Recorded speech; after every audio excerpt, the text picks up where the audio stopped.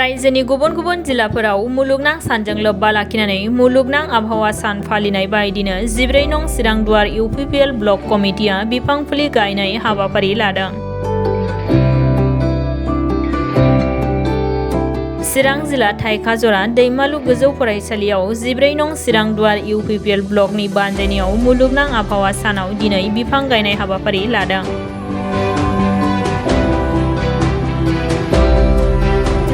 बे हाबाफारिखौ बिफां गायजेननानै बेखेवनानै होयो दैमालु गोजौ फरायसालिनि गाहाय फोरोंगिरि धीरेन्द्र नार्जारिया। 14 नं चिरां दुवार इउपिपिएल ब्लकनि आफादगिरि बिरदाव मोसाहारिया मा फोरमायदों खोनासंनि फै।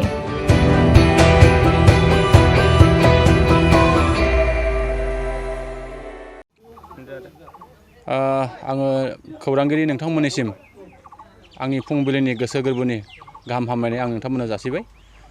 दिनैहाय जोंहा 14 नं चिरां दुवार ब्लक कमिटि इउपिपिएलनि बानजायनायाव जोंनि नैबे दैमालु गोजौ फरायसालिनि नैबे लांगोनायावहाय जोङो दिनैहाय 5 जुन मुलुगनां आबहावा सान बे हाबाफारिखौ जोङो खुंनो सिगांदों। दा बे हाबाफारियाव जोंहा गोबां जोंनि ओनसोलनि दैदेनगिरिफोरनिसै बाहागो लादों।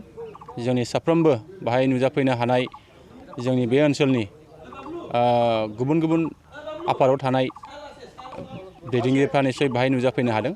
आङो बिथांमोननिसिम आंनि गोसो गोरबोनि आं साबायखर जासिदों जे जोंनि नैबे हाबाफारिनि गुबै थांखियानो जागोन जे दिनैहाय जोङो मुलुगाव जेरैबादि ग्लबेलाइजेसन जानो थांगासिनो दङ, दुंखावनाय थासारि जानो थांगासिनो दङ। दा बेखौ नायनानै दिनै मुलुगनि सुबुंफ्रा दिनै नैबे 5 जुनखौ मुलुगनां आबहावा सान हिसाबै जों फालिबोबाय थानाय जादों। जोंनि 14 नं चिरां दुवार ब्लक कमिटि इउपिपिएलाबो थांनाय बोसोरावबो जोङो सान्थिफुर गोजौ फरायसालियाव बे हाबाफारिखौ जों लादोंमोन। देग्लायहाय जोङो नैबे दैमालु गोजौ फरायसालिनि बे लांगोनायावहाय जों बेखौ लादों। जोङो बेखौ बुंनो हायो बे हाबाफारिनि गेजेरजों जाहाथे जोङो जे मानसिजों बा गुबुन माखासे जेरैबायदि जेंना, बे जेंनाखौ जोङो बोरैहाय जोङो मोगथां महर होनो हायो आरो जोङो जेरैबायदि दा जोंनि गेजेराव जे माखासे गोबां जेंनाफोर जों दा नुनो मोनदों। बे जेंनाफोरखौ जों निस्सय जोङो बोस्रांनांगौनि थाखाय जोङो बिफां गायनाय बेखिनि हाबाफारिखौ निस्सय जोङो लानांगौ जागोन आरो जोङो बिनि गेजेरजोंनो जोंनि गेजेराव जेरैबायदि जोङो दंफां लाइफां जुदि थायोबा मानसिजों जेरैबायदि मोजां थांनानै थानायनि जे सोमोन्दो, जे मानसिया गारनाय जे मुवाखौ जाहाथे जोङो दंफांनिफ्राय बा बिफां लाइफांनिफ्राय जोङो बोरैहाय मोननो हायो आरो जों बोरै थांनानै थानो हायो, बेखिनिखौ जोङो दिनैहाय नुहुरदों।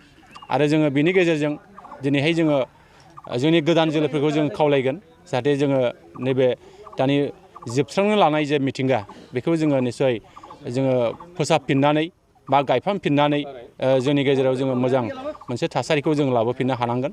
नङाबा निस्सय जोङो गुबुन गुबुन हादोराव, गुबुन गुबुन रायजोआव जेरैबायदि दा मरुभूमि जानो थांगासिनो दङ, दा जोंनि नैबे बिटिआर हालामावबो, नैबे जोंनि 14 नं चिरां दुवार हालामावबो निस्सय जोङो नैबे दंफां लाइफां गायफिननायनि जे हाबाफारि, बेखौ जोङो निस्सय लानांगोन आरो गोदान जोलैया बिनि सायाव जाहाथे सांग्रां जानानै जाहाथे नैबे जोंनि दानि जे दुंखावनाय जे थासारि, बेनिफ्राय जोङो बारग'होनायनि थाखाय जों निस्सय खामानि मावनांगौ दङ। आरो जों आसा खालामगोन जाहाथे साफ्रोमबो नैबे दिनैनि बे गोथार सानाव 5 जुन खालि जोङो साफ्रोमबो जाहाथे फांसे फांसे दंफां गायनो हायोबा बा जोङो फांनै फांनै दंफां गायनो हायोबा निस्सय जोङो बे दंफांनिफ्रायनो जोङो फैबाय थानाय समाव जोङो मोजां मोनसे फिथाइ मोनहैगोन, नैबेखौ जोङो मिजिं खालामनो हायो।